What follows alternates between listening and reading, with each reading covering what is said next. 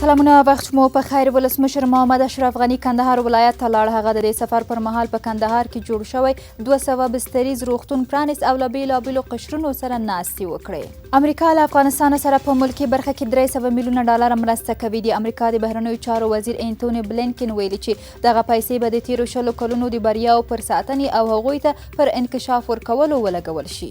ولسمشر محمد اشرف غني وایي د پاکستان راتلونکی موږ پورې تړلی او افغانان به هیڅکله د پنجاب حکومت ننواتې ورنشي. هغه له پاکستانه غوښتي چې د افغانستان په کورنیو چارو کې لاسوهنه بنده کړي. یونومو وایي د افغان سولې هڅو کې باید خنډ رانشي. په افغانستان کې د ملګرو ملتونو سیاسي استازولۍ ویلي چې افغانستان کې د جګړې د پای ته رسولو په برخه کې به خپل ملاتړ لا زیات کړي.